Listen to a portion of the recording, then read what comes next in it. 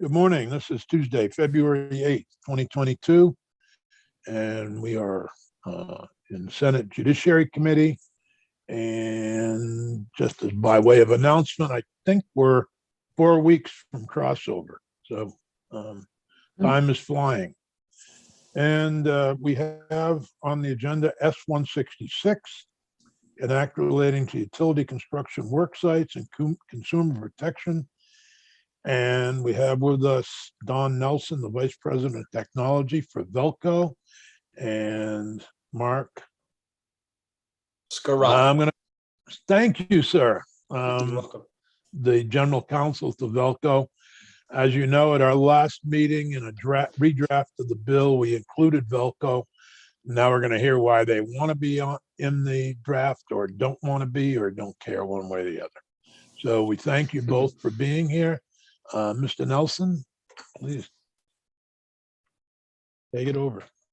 You're up. Okay, can you hear me? All right. We can, yes, thank you. Okay. Thank you, Mr. Chairman. For the record, my name is Dan Nelson. I'm the Vice President of Technology. A little bit about me. I grew up in Montpelier, lived in Vermont practically my entire life. I attended Vermont Technical College in Randolph, and I've been working at Vermont Electric Power Company now for approximately 30 years in various capacities and doing various things, but always in the technology space. I'd like to go through a little introduction about Velco and who we are and some of our work practices and what we have here. I'll start with Velco, and part of what we do is we construct transmission lines and communications infrastructure. We own and operate Vermont Electric's transmission grid. We keep our employees and especially the community safe, and we operate for a reliable grid. And also, we have to manage the customer or ratepayer dollars carefully. And when we're able, we want to ensure that we can help make Vermont more sustainable. It's part of our vision. Now, Velco currently manages a transmission system, which is made up of over 700 miles of transmission lines connecting 55 of our substations. This involves just over 1,300 acres of right-of-way. A lot of land management takes place here. More importantly, today's discussion is about our fiber optic network, which involves 1,600 miles of fiber, which we use to monitor and control the electric grid. A reliable grid is largely dependent on a reliable communications infrastructure. So this communications infrastructure, the network that we have, is necessary every second of the day when normal operations are going on, but especially when issues come about on the transmission system. The fiber optic network allows our system operators to respond immediately, which ultimately translates into a safer and more reliable grid. Now, Velco's ownership is unique from many transmission companies. We're owned by 7 distribution utilities in Vermont, the distribution utilities here, and 1 public benefits corporation, the Vermont Low Income Trust for Electricity, or VLIT. Also unique in Velco is that our financial model is a little different, and that is Velco is a for-profit company, but is financially structured to deliver what would otherwise be co-op-like benefits. Our earnings that we make, or our profit, is required to go back to the distribution utilities or our owners. And those earnings in turn are required to go back towards the respective customers. So when Velco generates revenue or profit, it essentially goes back to the ratepayers of Vermont and lowers the cost pressures here for our Vermonters. So based on our mission, our experience, I'll describe in our judgment why we can't support the bill as written. And my colleague, Mark Scarratta, Velco's General Counsel, will detail some of the specific concerns and proposed changes. So I'd like to talk a little more in detail here about what our infrastructure is like.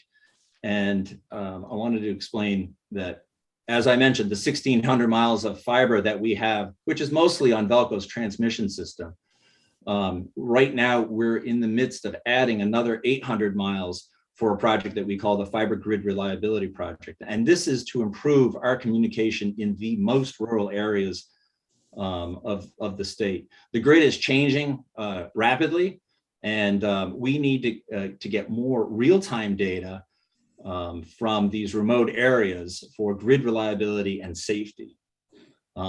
Velco's right-of-ways are largely private easement, just a little differentiation here, that our right-of-ways are largely private easements that we have with specific agreements with each landowner.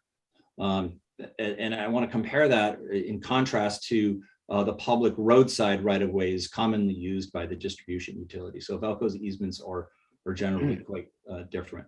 Now, we typically have specific language about remediating any damage to our landowners' property. So it should come as no surprise that it's Velco's practice to leave nothing behind. And as I often say, the only thing we should be leaving behind would be footprints. We strive to be excellent stewards of the land, and it's a culture within Velco that we take seriously, and my teammates are just fantastic at ensuring this happens. To make sure this this culture is carried through, is, we also have a dedicated right-of-way team, and the right-of-way team communicates regularly with the landowners and takes action to solve any landowner issue that we have proactively when possible.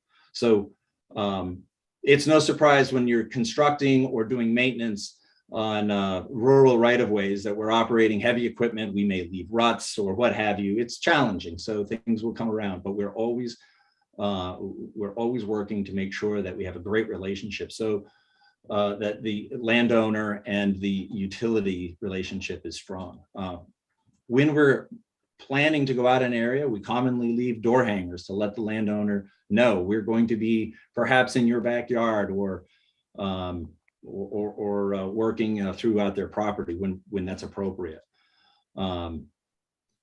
I talked about the ruts that we might leave. Sometimes if it's a pasture, it may not be a big deal, and sometimes if it's a groomed area, it could be. And so that's judgment comes into play, but I've experienced over the 30 years that Velco is proactive in this space. And as I said, it's like we strive to leave only footprints, but not heavy equipment prints.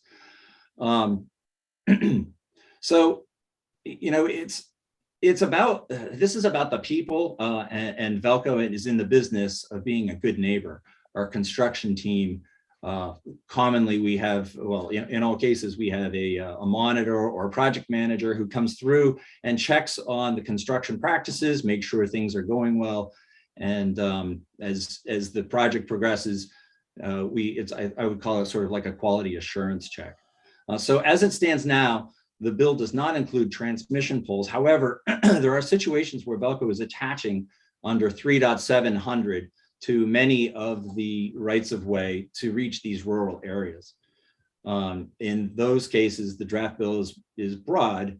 It's for all pole attachments, which includes wireless antennas, repeaters, and such. So that is, it's broadly taken into play here. I wanted to add here at the end, and then I'll turn it over to Mark, that I am one of a 5-member of the Vermont Community Broadband Board, and the VCBB is in place to deploy broadband to the most rural areas of the state, the unserved and underserved. These CUDs are largely community-based organizations. They're invested in the deployment of broadband into the toughest areas, and a lot of volunteer work is at play here. But again, I wanted to reinforce that they're community-based, making sure that the community is tied together well. I would encourage the committee to invite the VCBB Executive Director, Christine Hallquist, to testify as well, if that opportunity is available. So with that, if there are questions, I'd be happy to field them. Otherwise, I would turn this over to Mark, our general. Well, Senator Bruce, do you have a question? I do. Thank you, Mr. Nelson. I'm wondering, I hear you that if I would paraphrase, it would be that we don't need to cover Velco because your quality assurance processes are robust. But can you just speak to us if transmission poles are not included, and you're only brought in under the 3.7 rule? What is the specific harm to Velco in that instance? Well, I guess Velco's construction practices have been, I would say, I'd like to say they speak for themselves, but the construction method that we use on our cable, if you will, is different than what you would find on distribution. And let me explain that. We use an all dielectric self-supporting fiber optic cable, which is a single cable. There is no messenger. What we'll find on distribution poles is there would be a steel messenger wire with a communication cable lashed to that. And there would be this lashing wire that goes over it. It's a little bit more complex. On the Velco rights of way, that construction is very, very clean. It's crisp. But to my point, then it sounds like, from what you're saying, the impact on Velco then, because of the technology in part, would be relatively light or non-existent. This, as it's written, the intention is to address, negligent, pollution of the land.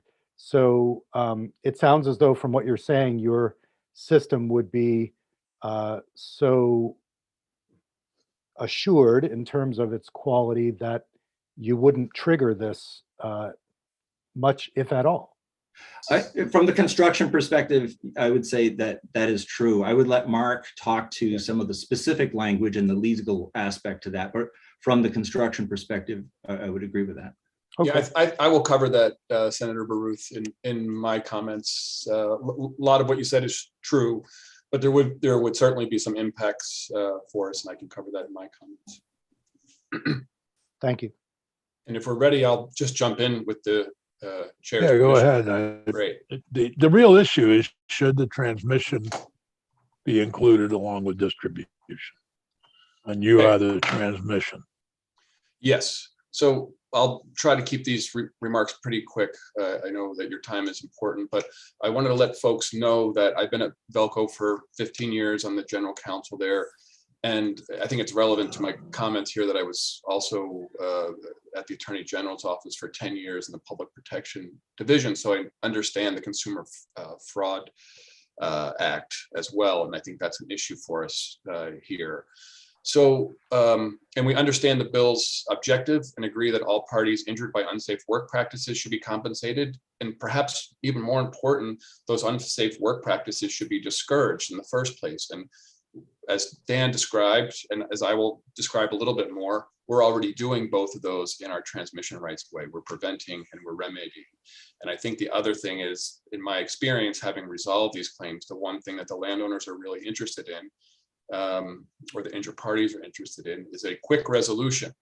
And my sense is that some of the provisions in this bill respectfully will actually slow down resolutions and not bring a really additional benefit to the injured parties. So, and I should also say, these are pretty rare occurrences, as Dan has said. In my 15 years, we've never gone to trial or even deep into litigation on these issues. We get solved at my level. The right-of-way department reports to me, so I'm actively involved in these, and most of them are covered by some level of insurance. So we have two specific requests. One is to at least the last version of the bill I saw still invokes Rule 3.7. And the main reason we would ask that the 3.7 scope remain intact is because there's already sufficient remedies for transmission rights of way claims. In addition to the culture pieces that Dan talked about, we back up that with the language in our easements, which is different than what you see for attachments that are being done in a public rights of way. So landowners as I'll explain a little bit more, have not only a negligence claim, but they have contractual rights that they can make claims against us as well.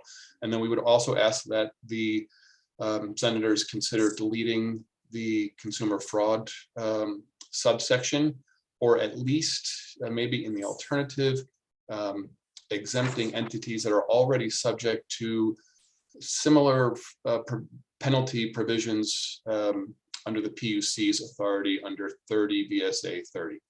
So let me just jump to the remedies. This is all kind of about remedies for injured parties.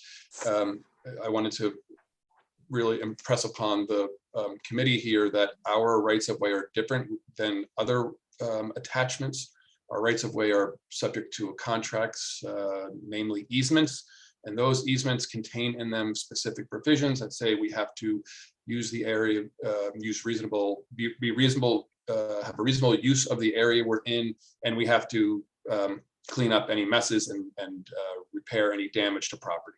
So so a landowner has a contractual right. So if there's a farmer who's got an animal who's injured, they don't even have to go through the trouble of a tort claim. They have a direct contractual claim. They also have a negligence tort claim, and that's important to know too, because those claims are covered by insurance. And as I said, that's the protection that protects everybody here and makes allows kind of society to kind of move on when we have these incidences. All of our contracts have copious insurance policy limit requirements. So there are general liability policies and excess liability policies in the millions of dollars. So these are very sophisticated contracts. These are not written on the back of a napkin. They have indemnification provisions, and they also have cleanup provisions. I will say I've reviewed all of our contracts in preparation for my testimony today. We will have to go back and probably, if this bill passes and becomes law, we will probably have to go back and amend the contracts just to make sure it lines up completely with whatever the final language is in the bill. But I feel pretty confident that we are close to that. The way we are right now, typical language says something like contractor shall protect all property of others from damage due to performance of the work. As Dan mentioned, even if the bill retains its 3.7 scope, we would be covered as an attaching entity if we were running fiber or making other attachments on distribution poles. That brings me to the Consumer Fraud Act, which, as I mentioned, is problematic for us. As I noted before, many pole attachers like Velco are already subject to civil penalty provisions under the PUC's authority under 30 VSA 30. So it's a duplicative layer, and we would ask that the provision either be eliminated or that it would exempt entities subject to 30 VSA 30 from its provision. I'd say this, my second point is that it's really a better course to remove the consumer fraud language. And I say this, having worked as an enforcement attorney at the Attorney General's office, I've dealt with these kinds of claims before. This is not a good fit in my view. And I understand the construct is we're having the injured party be deemed a consumer, but the claims and language in the Consumer Fraud Act don't really fit that. The purpose of the Consumer Fraud Act is to complement the enforcement of federal statutes and state statutes that deal with unfair competition, deceptive acts, or anti-competitive practices, none of which we are talking about in this context. We're talking about negligence claims here. There's no privity or no direct place for our pole attachers to be deceptive with the injured party here, because they're not in direct legal contact with each other. If you look at that's just the purpose. And if you look at the language of the claims, where the provisions in the Consumer Fraud Act allow a private person to bring a cause of action, they have to show that there was something premised on a false or fraudulent representation in an otherwise arm's length transaction. That's just an apples and oranges fit here. My point being is I understand the intent, but I don't think you're going to get there simply by cutting and pasting the injured party here and putting them in the shoes of the consumer. What's going to happen is things are going to get mired down in litigation trying to figure that out. And I know, typically the Attorney General's office will draft some rules, but this will be a very heavy lift, as I said, because this is a square peg in a round hole. The language just won't sync up with the original intent of the Consumer Fraud Act. And then the last point I would say is the Consumer Fraud Act, as you know, I think this is the intent, was to kind of layer the remedies here, has treble damages provisions, attorney's fees provisions, civil penalties, none of which are arguably covered by insurance. And I understand there are pros and cons to that, but the cons, or I would say the cons to that, is that there's going to be a lot of litigation over whether the insurance applies. And the landowner or the injured party is really going to be looking for a clear, quick path to get things remedied. And my sense is there may be some unintended consequences here with bringing in the Consumer Fraud Act. So, and I guess the last thing I would say is there are statutory defenses in the Consumer Fraud Act that an attaching entity simply wouldn't be able to avail themselves of because they were never intended to fit that situation. So I think I'd end there by saying, to answer the main question that the chair asked us to answer, is that transmission shouldn't be included. One, for the reasons that Dan mentioned, it's very low risk, low incidence, and we really take care of that. And two, we have the legal backup through the easements and our contracts to take care of those. So there's not just the protections for the landowners or potentially injured parties, but there's also a strong leverage against the contractors to make sure they're doing the work right, because they will have to indemnify us if there's a claim. And then lastly, we would ask that the Consumer Fraud Act language be struck, or at least modified to exempt entities like Velco. Happy to take questions. Any questions for either of the folks from Velco? Senator Baruth. If we were to pursue the suggestion to exempt people covered by now I'm forgetting the 30 VSA 30, the 30, Public Utility Commission's penalty authority. yeah, let's call it 3030. Who other than Velco might be covered there? Well, that covers any entity that's subject to the PUC's jurisdiction. So any public utility or anybody that has a 231, section 231 certificate, essentially any entity that's already subject to the Public Utility Commission. In terms of the universe of attaching entities, is it a perfect overlap or is it a subset? I can't say that it's a perfect overlap because I don't know everybody else's business and who's subject, but my guess is it probably covers, would cover all of the distribution utilities and Velco at the very least. Okay, so if we were to do that, in essence, we're negating the idea of 3.7, this new, in other words, we'd be carving out almost everybody who would be covered by the other language. You would be covering out anybody that's subject to the PUC's jurisdiction already for penalties. I wouldn't say it's 100%, or I wouldn't even put a number on it. It would probably be, I would say a majority for sure, but yeah. Other than that, I wouldn't be able to say, because there are entities that are not subject to that who are going to be attaching antennas, maybe running fiber. There may be other private entities that aren't subject to those provisions. Yeah, the problem the committee has faced from the beginning is that there's a situation that we heard testimony on, several situations which are unacceptable.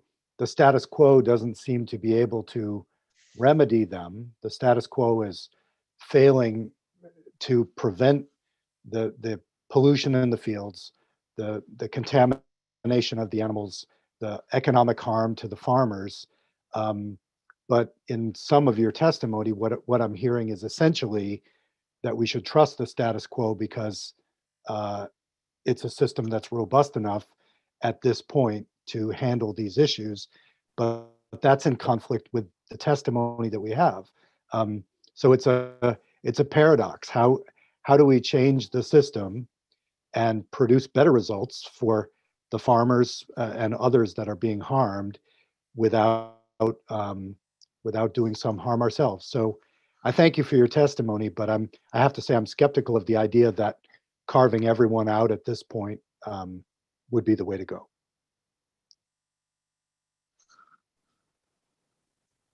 Well, I think Senator Baruth, you just said what I would have said, but probably not as eloquently and not as well. I have no problem if we decide to take the transmission lines out, but we need to deal with this. There's clearly, there is a problem. It's been going on for quite a while. And when, this is part of the problem with legislation. When you hear all sides, you realize there's 7 sides, not just 2. And, we try to accommodate, but I do appreciate both of you being here. And I would tend to think that you've at least convinced me that it's probably appropriate to take out the transmission portion of the bill. But I haven't been convinced that there's an easy path for citizens to get regress with some of these activities. And so I guess unless either Kyle Landis Marinello or Jim Porter or Jackie Wilson has any other comments, I think we'll go to markup, and thank you both very much. Thank you very much for the opportunity to provide some additional testimony in your deliberations, and we wish you good luck with it. Thank you. Thank you. Maria, do you want to? So committee, I'm just going to throw it out there. Leave the transmission in or take it out. I would say take it out. It's a much different situation, it appears, than the other. So, and I'm pretty satisfied with the bill the way it looks with that change, personally. Yeah, I feel the same. I'm fine. And just a point of clarification. So I think in the last draft, and we can pull it up and look at the language, but you reference rule 3.700. So that only applies to distribution poles? Yeah. So you would actually leave that as is. Yep. And then the other request that was just made was to remove Velco as an entity that sometimes attaches to distribution poles from that scope. And I'm not hearing a suggestion that you do that. So it would, is that right? That's right. Okay.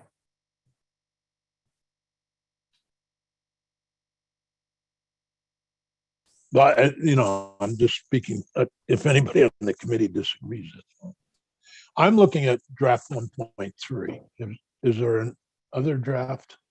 There's not a new draft from what we looked at last week. So I can pull up the document, or you can. Well, it's dated 2/2/22, 11:11 a.m. draft 1.3. And I've been searching for the other drafts and I can't find them, and there's nothing on our committee website page for today. So do we have a latest draft? Do we have a later draft than 1.3? There is not. Okay. So I'm working from 1.3, so I guess we need to go to 1.4 or 2.1.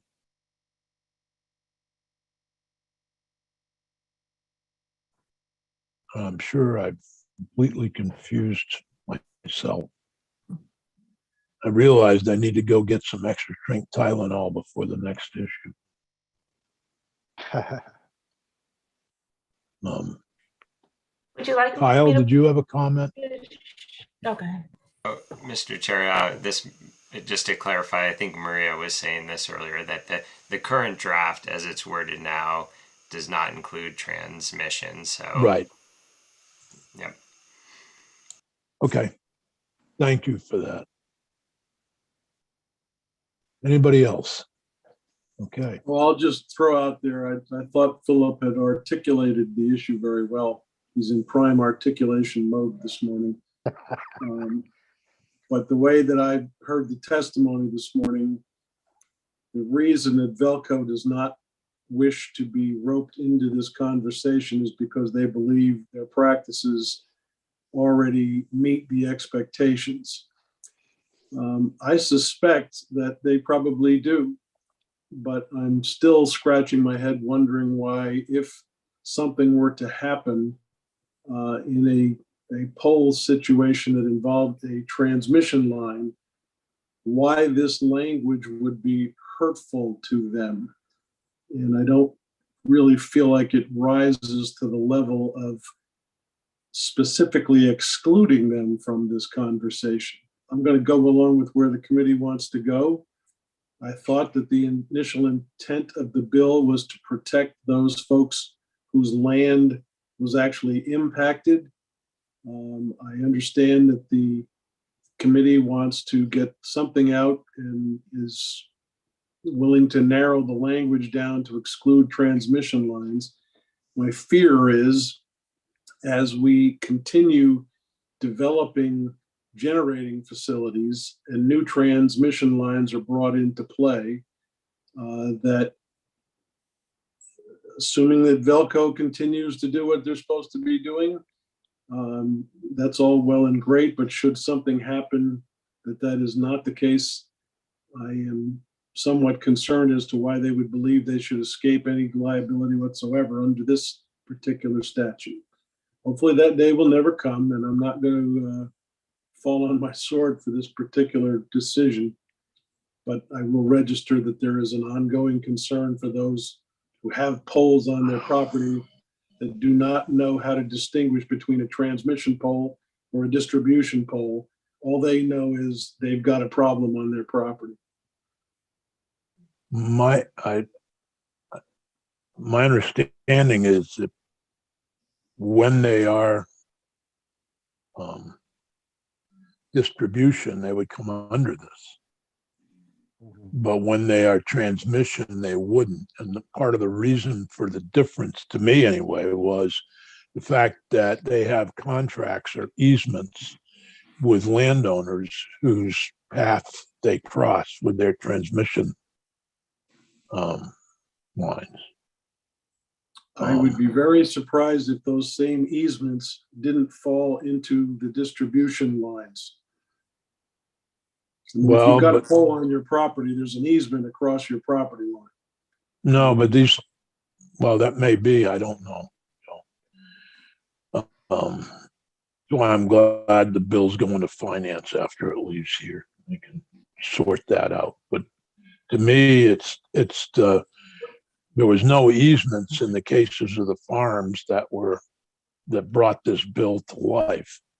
They were on the side of the road, and it happened to be that the contamination ended up in their farmland. They cut the hay, and then the cows ate the hay and got sick and died. No, that's not true. Go ahead. Tell me why I'm wrong. That didn't happen. No, specifically in the case of the Hoyt farm, those were easement poles going over hill and dale, Okay.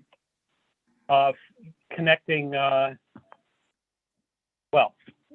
They were completely easement poles that had Okay. been put in ages ago.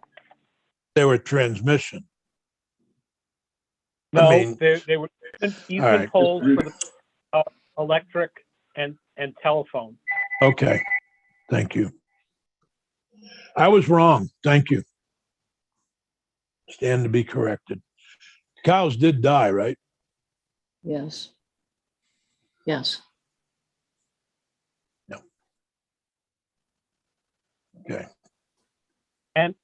And there was and there has been a problem with getting restitution to them, and now it's in court, and it's going to be ages. Whereas this should have been an insurance matter, like a broken windshield. It should have been dealt with promptly. Jackie, go ahead. Senator Sears, thank you very much. This has been a great conversation, and I really applaud Velco for doing what sounds like a wonderful job in regards to private property issues. If you have easements, you leave notes on doors, you contact the property owners. This is what we're looking for, because this is not available to the farmers that had the issues, to any of us who found wire on our property. And you know, the challenge is that when we keep referencing insurance, cows are not covered under insurance if they die of wire. So there was no ability to have that farm be reimbursed for those animals. That is just not available. Mr. Flynn, I've been polite to you. Please let me Yeah, finish. Mr. Flynn, Husband, it's inappropriate for you to come on and shake your head and all that. If you need to speak, I'll let you speak after Ms. Wilson's finished. Okay. Thank you. Thank you. My husband is an insurance agent for one of the ag insurances in the state, and it's quite clear that there would have been no coverage for those folks. So they even if they would have filed a claim, it wouldn't have been allowed. So the issue, you know, the issue for us is, okay, this is based on the Hoyt's case. It's not going to help them. But I think you recall both Amber and Scott saying that they wanted to not have this happen going forward. And that's all we're trying to do here, is to make sure that folks are responsible on private property. So unfortunately, I missed their unfortunately, I missed their testimony, Jackie, but I know the rest of the committee heard it. And, appreciate Thank that. you, sir. Thank you. Now, Mr. Flynn, did you want to comment?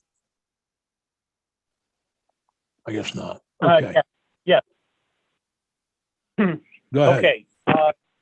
So ag insurance, quite possibly, not familiar with that. However, I do know that the insurance coverage for that contractors have, you know, are of a general nature whereby claims submitted for damages that occurred because of, you know, accident or failure to perform or what have you, you know, certainly would be subject to coverage. Now, with the situation we're in right now, is that the insurer for the subcontractor never got to the point of examining the claims that had been presented, because their first decision was to deny coverage on the basis that the insurance lapsed before the damage actually occurred, and secondly, because the person or company which purchased the insurance from them did not cooperate in their investigation. So it had never moved to the point where they took up the lengthy list and documentation that the Hoyts had provided in the claim that they submitted to Kramer O'Connor and Eustace. And as I said earlier, what everything EC Fiber was trying to do this summer was to go back and say, wait a second, this needs to be looked at. This claim needs to be dealt with, not on the basis of finding ways to reject coverage, but to deal with the actual claim. Because if the subcontractor is not going to be subject to it, then Eustace is going to be subject to it. Okay, and our contracts were very clear. You know, yeah, I know. So we're I appreciate. I just appreciate it. That we're done. I think, yeah, I appreciate it. My experience with insurance companies, they'll find any reason not to pay.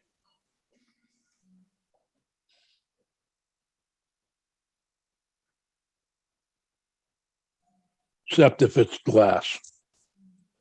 My experience, if you're covered for your windshield, you'd get a pretty good deal.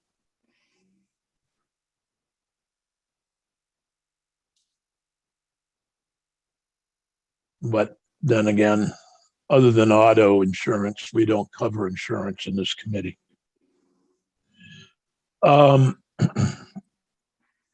So I think, Maria, we go with draft 2.1 or 1.2 and quickly come back to it.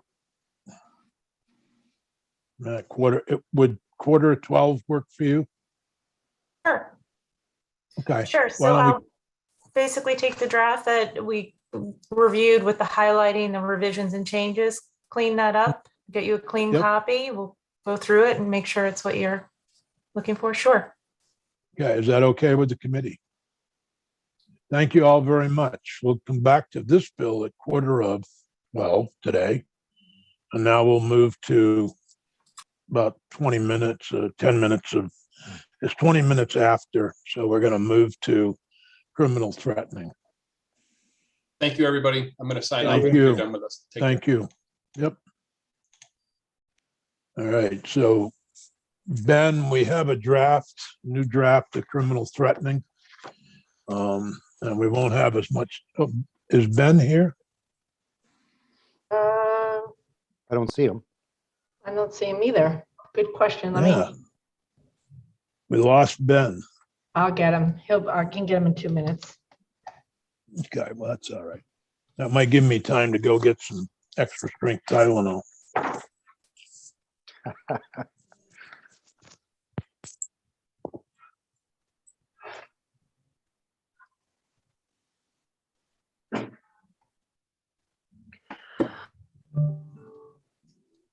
Did he say we're off for how many minutes? No, I think we're just waiting for Ben to join.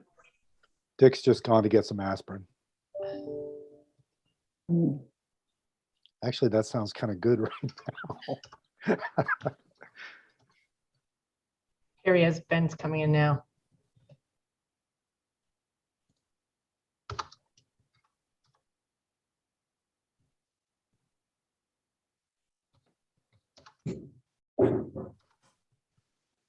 Good morning. Morning. Morning. I'm in.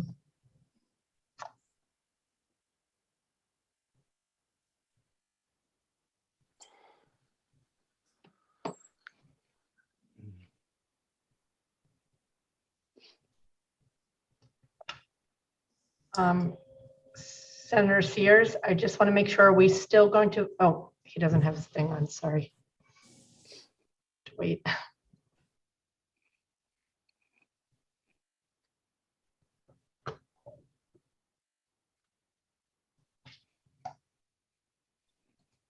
Morning. We're back to S-265. Senator Sears, are we still going to vote on the judges at 11:30? Probably, Okay, if we can get through this in 10 minutes, okay.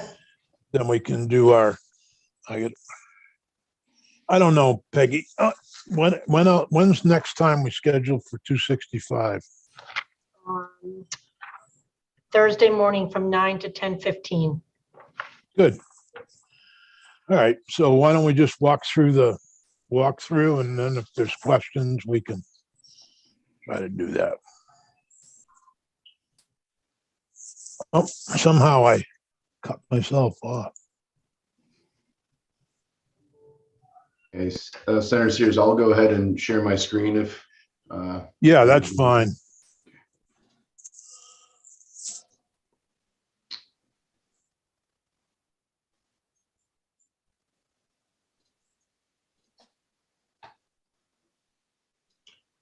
Okay. Can everybody see my screen? Yep. Okay. Well, I can. I don't know. Everybody. Well, for the record, my name is Ben Novogroski from the Office of Legislative Counsel. And this is just a quick walkthrough of the amendments that we discussed last time. I've highlighted the changes in the document to make it a little bit easier to decipher. So starting in section 1 on page 1, lines 10 and 13, there was the addition of the word particular. So now the provision would read, a person shall not by words or conduct knowingly threaten another person or group of particular persons, and as a result of the threat, place the other person in reasonable apprehension of death or serious bodily injury to the other person, a person in the group of particular persons, or any other person. Okay. Scrolling down onto the second page, lines 10 through 12, This is the amendment to reflect the Raise the Age initiative. Yep. So what has been done is we've struck out the words as under 18 years of age and adjudicated as a juvenile delinquent, and added meets the definition of child pursuant to 33 VSA section 5102 2C and is an age enumerated in 33 VSA section 5103 C2. And also the addition of subject to a juvenile proceeding. This would bring it in line with the Raise the Age statutes, and also updates the language to more accurately reflect the statute language itself. Good. And moving forward on lines 14 through 18, this whole section has been repealed. But for ease of reference, you can see that there was the addition of not or did not actually intend to carry out the threat. That has since been removed in addition to the provision itself. So we just repealed the provision as Matt suggested. Correct. Even though he doesn't like the bill. But. And could you go up? I just want to, yeah. My hesitation about this bill is around Section D, and has been from the start. As I've said before, I have a hard time seeing why it should be 5 times the penalty if the person, in the course of making the threat, adds a phrase that indicates it might happen at a specific place. That doesn't, honestly, the other bill, Senator McCormick's bill, which limits, instead of using public accommodation, it has the construct around public officials in the performance of their duties, something like that. I like that better than this approach, although I know the chair is trying to draw in people making threats to prevent the application of public health mandates. So that's kind of my thought process as it stands. Can I follow up on that, Senator Sears? Sure. I thought that one of the things that I also am very uncomfortable both with the huge jump in the fine and also the broad definition of public accommodation, because, and listening to Rory and reading what he sent us here and to all the other testimony, my understanding is that the intent of having it increased in a place of public accommodation is if the intent was to disrupt or impede the business going on there. For example, if somebody says, I'm going to go shoot you at the elections office, then one of the intents there is to impede or disrupt or one of the, not maybe even intent, but outcomes is to disrupt the proceedings that are happening there. But if somebody says, I'm going to shoot you and I know you're going to Pete's Pub on Tuesday night and that's where I'm going to do it, there's no intent there or any outcome necessarily to impede or disrupt the things that are going. I mean, I think that I'm a little confused and. Well, I would say that yesterday at in Richland, Washington, at the grocery stores, I don't know if there was a threat ahead of time, but I think the grocery store was certainly impeded from doing their business by the shooter. But that wouldn't have been covered under. Well, if the shooter threatens the owner or individual who worked there, it appears that it was somebody who worked there. So, and I'm just speculating if the shooter had warned them, I'm coming to your grocery store, place of public accommodation, you know, and then they go in, you know, might have prevented. I don't. I just think that the combination of the broadness of public accommodation and the huge increase in the penalty is, it's too much for me. All right. Well, you know, I'm perfectly more than willing to compromise. My internet's unstable again, but so to just make clear, I'm perfectly willing to compromise and do public officials, but I'm worried when, you know, for private citizens who are forced to enforce government mandates. Mr. Chair? Yeah. I think Rory came up with, attempted to square the circle between these two bills, and I believe he CC'd Ben. Just wondering if Ben has an opinion about that. Yeah. I think what we're going to have to do is back to that this has been a great discussion. I think we should come back to an amendment that would accomplish what, you know, both you and Senator White have talked about, and on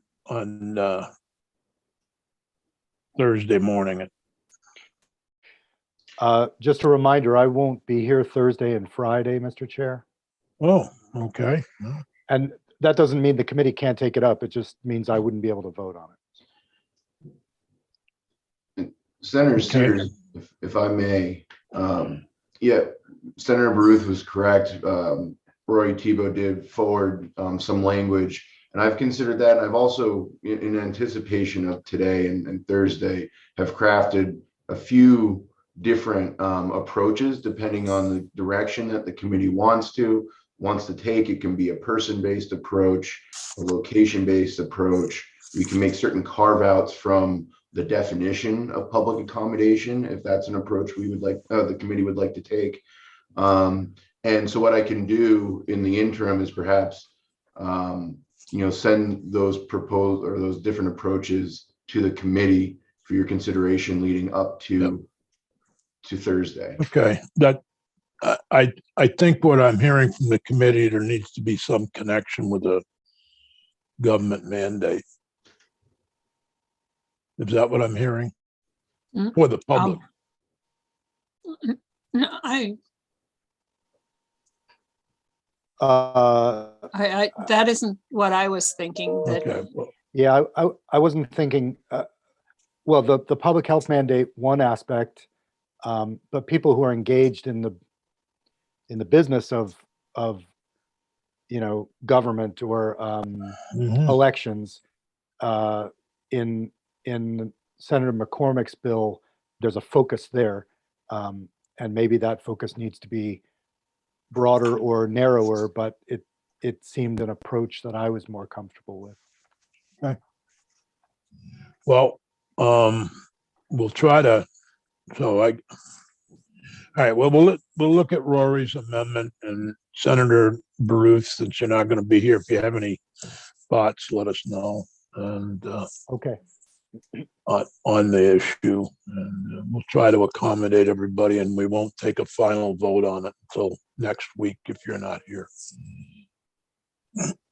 But Thursday we'll try to do our markup, get the bill pretty much ready for prime time. Okay. Could I just ask a question?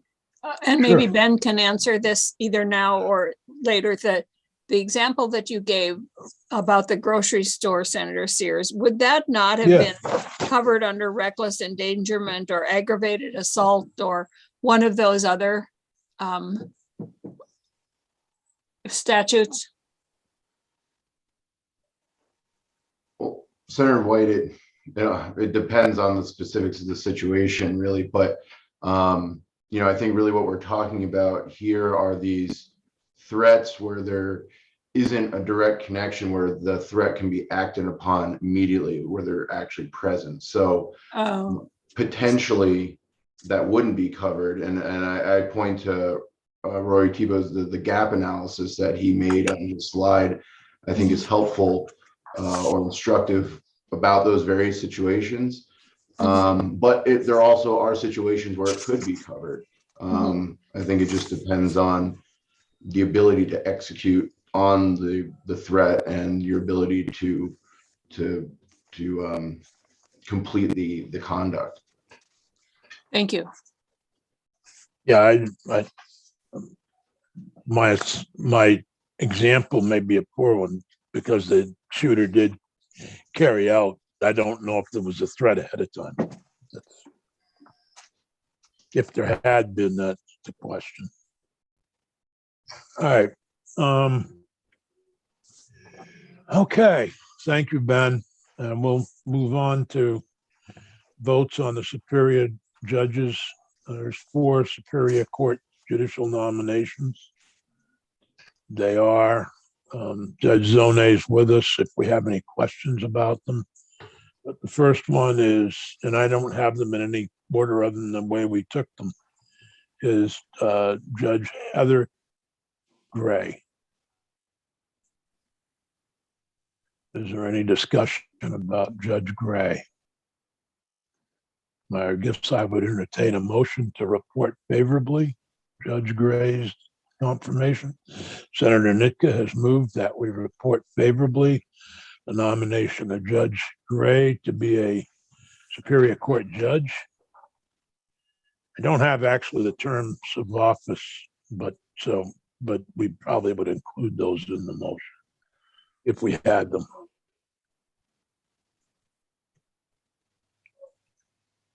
Judge Zone, are they, some of them are 6 years and some of them are replacing somebody, so there may not be 6 years? That's correct. And I apologize. My video doesn't seem to want to work at this moment, but I can I can try to locate that information. If you give me 1 minute, I'll be right back. Okay. Well, it'd probably be proper to have that information at some point before we report on them. So is there any further discussion of Judge Gray? Okay. Senator Peggy, could you please call the roll? Senator Benning, Yes. Senator Nitka, Yes. Senator White, Yes. Senator Baruth, Yes. Senator Sears, Yes. So who would like to report on Judge Gray? She's one of my, Senator Nitka. It's one of her constituents. yes. The next is Superior Court Judge Justin Jerome. I believe he's from Chittenden County, is he not? Mhm. Is there any discussion, formal or informal? I will have to say, Senator Sears, that yesterday I spent all afternoon in the midst of several attorneys, but I particularly had 18 cases in front of Judge Huron, and he has lived up to Judge Zone's description of calm, cool, and collected. I was very impressed, and I got off of that WebEx conference probably about 4:15, and I know that there were several other attorneys still waiting in the wings for their cases to be resolved, and he never exhibited any kind of exasperation or frustration. He just kept right on going. Good to know. Is that a motion to report favorably? Sure. Senator Benning has moved that we report favorably on the confirmation of Judge Justin Jerome. I hope I'm pronouncing his name right. Is there any further discussion? Hearing none. Peggy, could you please call the roll? Senator Benning, Yes. Senator Nitka, Yes. Senator White, Yes. Senator Baruth, Yes. Senator Sears, Yes. The next judge is Judge Elizabeth Notby. About a reporter on Judge Giron. I'm assuming that would be Joe. Oh, I'm sorry, you're right. Senator Baruth normally would because she's from Chittenden County, right? You mean Judge Giron or? Yeah. Yeah. Yeah, sure. Happy to. Yep. Okay. so Judge Giron is Senator Baruth is the reporter? Yep. Okay. Beth Novotny, or Judge Elizabeth Novotny, not used to calling her Elizabeth. I will admit, I had doubts when she first came, when the name came up, because of her long history of representing law enforcement in the State House.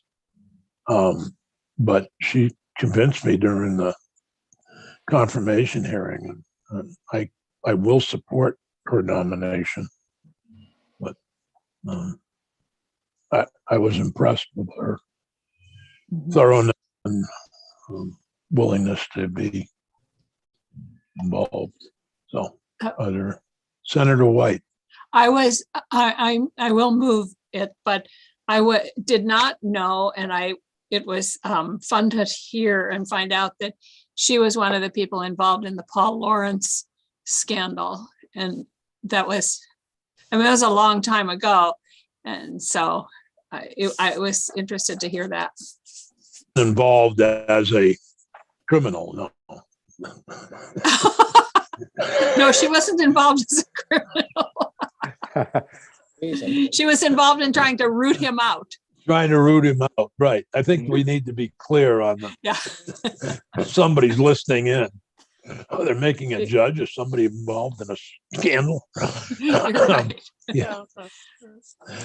All right. So that was a motion to confirm Judge Novotny. Is there any further discussion? Hearing none. Peggy, could you please? Oh, there's Judge Zone. Thank you. Yeah, I actually ran and got a different camera. It worked. Oh, good. Is there any further discussion on Judge Novotny? Okay, Peggy, could you please call the roll? Senator Benning, Yes. Senator Nika, Yes, Senator White, Yes. Senator Baruth, Yes, Senator Sears, Yes. And finally is Judge Harold Coffis. who's the reporter? Oh, Senator White. Sure. She can try to clarify the scandal.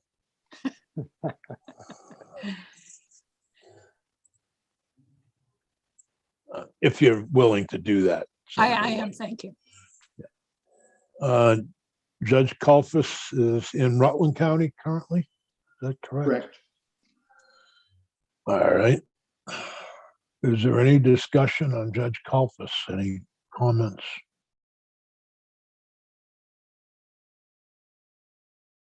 I mean, he's well known to the committee as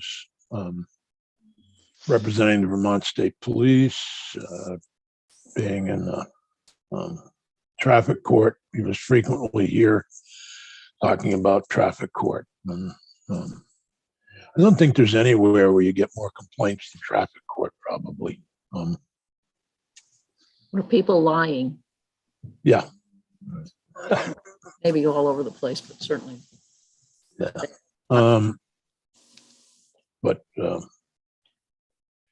Is there any discussion on Judge Kalpas? Okay. Is there a motion to report favorably? And because he's in Rutland, I'll do the report. Who made the, whose motion is it? Senator Philip? Baruth. Senator Baruth. Yeah. Peggy, would you please call the roll? Senator Benning, Yes. Senator Nika, Yes, Senator White, Yes. Senator Baruth, yes. Senator Sears, Yes. No, they're all 5-0. Joe, if you'd prefer to report, since you don't have a judge to report on, I'm happy to let you do it. I'm not sweating bullets looking to do something, but if you didn't want to do it. No, I think it'd be good for you to do it too. So. Okay.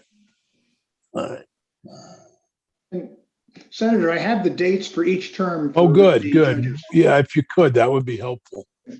For Judge Justin Jiren, he replaced Judge Bent, a term expiring on 3/31/23. Wow. For Judge Elizabeth Novotny, she replaced Judge Van Benthuizen for a term expiring 3/31/24. 3/31/27. Okay. For Judge Heather Gray, she replaced Judge Mary Teachout for a term expiring 3/31/27. And for Judge Howard Kalfas, he replaced now Justice Cohen for a term expiring 3/31/25. So Judge Gray is going to come up next year for retention. Just kind of odd. Gyron. Oh, Judge Jerome. Okay. Judge Gyron will be up in 23. Okay. Um, Thank you. So do I just need to let the Senate staff know that we voted these out, what the votes are and who the reporters are? Yeah, I think so, but I'm not positive on Okay. that process, Peggy. Okay. And we should, Might want to check with the Senate Secretary. I will. and we should put in Um, the dates that Judge Zone just gave us. Okay. Yeah, if you could forward those to Peggy, Judge. I can. I will email them to her momentarily. That would be great. I was just posting the new version of S-166 on the website, so it should be up there in a second. Okay, I will send those right along. And the final question I had, Senator Sears, I know that I'm going to be asked this question. Is there anything that I should be doing to assist in having this move to the full Senate, or we just wait to hear from? I don't think so. I think we've got background information on all four judges that have been provided for us that Peggy has. And if you would resend that to the four senators who are reporting on the individual judges, Peggy's, because they may have misplaced it somewhere since we don't have files except in our computers. Yep. Sometimes I will it's do hard to that. find. And is Senator Sears or Senator Benning reporting on? Senator Benning's going to report Judge Yes. Calvin.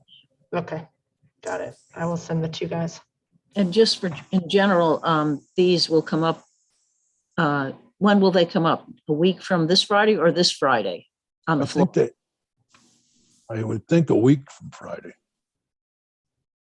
Maybe we could ask Senate, Secretary Bloomer to have them come up a week from Friday rather than this Friday, Peggy. I don't know if it's the same for judges or not, but they have to be on the calendar for a certain number of days before you can vote on them. Okay, so then. Anyway, for commissioner, for all the other people, I don't know about judges or not. So if we even got that up there today, it would go on the calendar tomorrow. And for some reason, 5 days sticks in my mind, but I'm not sure. Well, but Secretary Bloomer would know for sure. Well, if he's, Peggy, I want to just ask him that. And if it will be this Friday, could you let us know, please? Yeah, I'm going to send an email and CC all of you guys, just so make sure. Okay. And it doesn't have to be on a Friday, you know. Generally, if it's Tuesday or Wednesday and we want to get them confirmed soon, it doesn't have to be a Friday. That's just traditionally what we've done. If anything further is needed from me, please don't hesitate. No, I think we're good. We will certainly get in touch. Thanks for joining us. Thank you. Have a safe day, everyone. Take care. You too. What's unfortunate, you're not going to be here, Senator Baruth, for a walkthrough of your bill S-140, but that's okay. Well, I know it fairly well. Yeah. So more important to be here for the witnesses. Yeah, that'll be on the 6th, I think on the 16th. which bill is that? That's so. It's the. Go ahead. Oh, I was just going to say it's a bill to prevent people who are going to a courthouse for an official proceeding from being arrested or deported. Yeah, very good.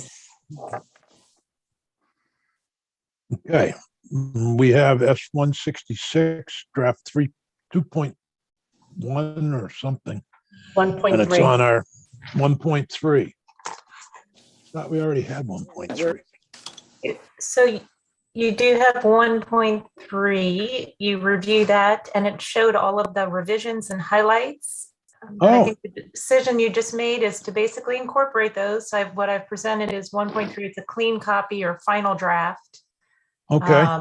So I can share a screen and pull that up and Why we don't can you share screen and screen? Share the screen, please. Okay. It's been a tough day already, and we're only halfway through. Okay, so it is draft 1.3, so it is familiar to you. And I've just noted that it's the final draft and I've dated it today. We'll just quickly go through it to make sure now it reflects your intention.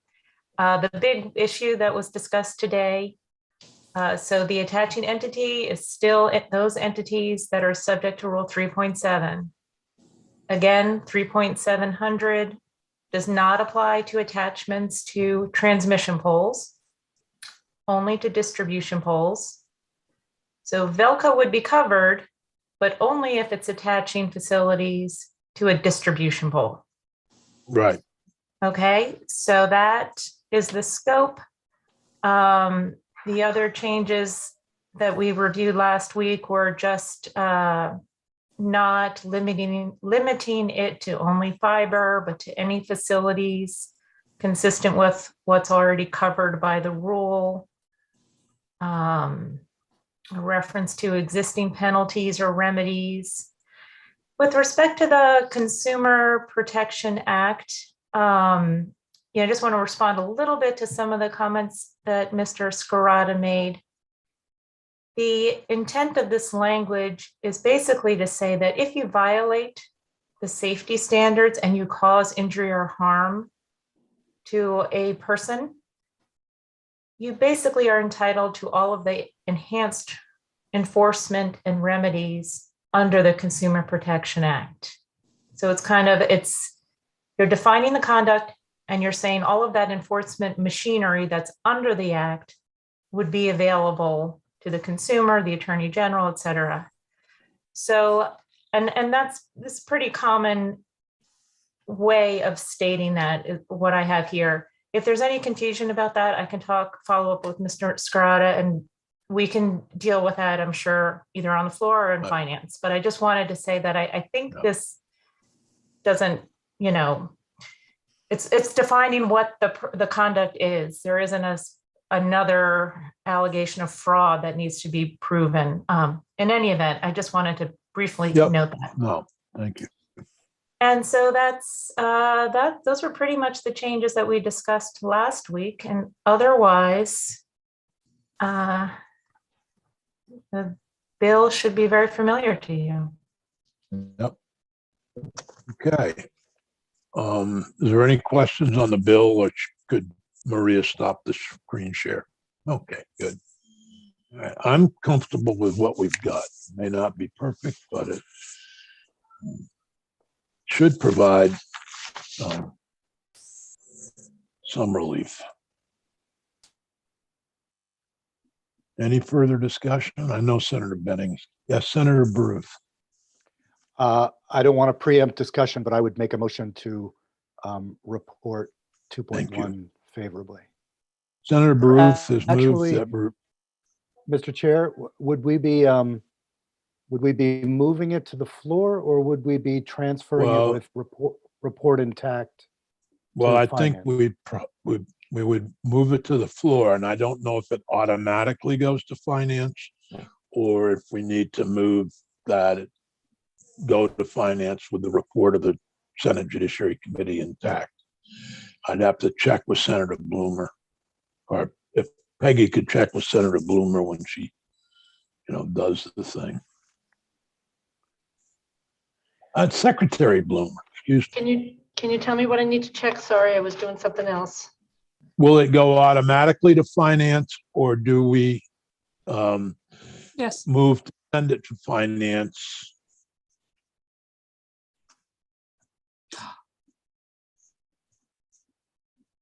It doesn't affect the revenues of the state, so we may have to move it to go there. We may, but they're in charge of utilities, right? So that's why it would normally go there. I don't know if it's by rule or by. Well, I guess I would move that we do whichever the Senate Secretary says favorably. I think somebody else should ask the secretary. I don't want to say the wrong thing and ask the wrong question to him. Okay. Well, I think there's nothing to prevent us from moving that it go to finance with our Right. report. So that's probably the So that would fastest be the way. plan. Yeah, that would be the plan. It goes Yeah. to the floor and then to finance. Well, there's a when- suspension of the rules usually. Yeah. But the bill that goes to finance would be this draft 3.1, not the original bill. Yes. Yes. That's the difference. Yeah. Okay, is there any further discussion? Senator just- Benning. Yeah, I just want to say, I'm going to vote in favor, but I want to at least lay down the concern that if a person comes into my office having had some hazardous material dropped on their property, I don't think they understand the difference between a transmission line and a distribution line. I think the overall intent of the bill was to help that person no matter what entity it was that caused them. I understand our actions here are going to limit it to a distribution line pole only. And I question the wisdom of that, but I know at least in this effort, it will get some people relief. So I'll vote in favor with that footnote. Appreciate that. For me, Joe, I don't disagree with you completely, but it appears from the testimony that it's when it's a distribution line where that type of activity takes place that might contaminate it. One of the reasons. But we could argue all day. Is there any further debate? Hearing none. Peggy, would you please call the roll to amend the bill as seen in draft 1.3? Senator Benning, Red. Yes. Senator Nika, Yes. Senator White, Yes. Senator Baruth, Yes. Senator Sears, Yes. The next motion is to report favorably S-166 as amended. Is there any further discussion? Senator Baruth has moved that we report favorably S-166 as amended. Peggy, could you please call the roll? Senator Benning, Yes. Senator Nika, Yes. Senator White, Yes. Senator Baruth, Yes. Senator Sears. Yes. Who would like to report this? I don't think we'll have a reporter, will we? Oh, yeah. Yeah, we have to have one. When it comes back from finance. I thought it got transferred to them and then they reported it. No, well, They will, right. I think they will report it. they may, but we have to have a reporter of record. I missed all the testimony the first day. So Senator Baruth, thank you very much. Yeah. For willingness to report the bill. Senator Baruth will report the bill. And if you'd send me a copy when you send that email, Peggy, I'll ask Secretary Bloomer what we have to do. Okay. That way you're not asking, I'm asking. Okay, so I'm going to do like I normally do for any other bill that we vote out favorably. Yep. Okay, And then but instead of just sending it to Senator Baruth, yep, instructing him to yeah, record the committee vote, blah, blah, blah, send a copy to me, then I can ask Secretary Bloomer and let him know that it should go to finance, that Senator Cummings wants it, and that Okay. he can let us know what the process is, whether it's by rule or by request that we okay. send it there with Committee of Jurisdictions report intact. And Maria, is this version through editing already? Do we need to, or is it so I can send that one to the Senate staff? Yep, yep, it's all set. Great. Great. Hey, thank you all very much.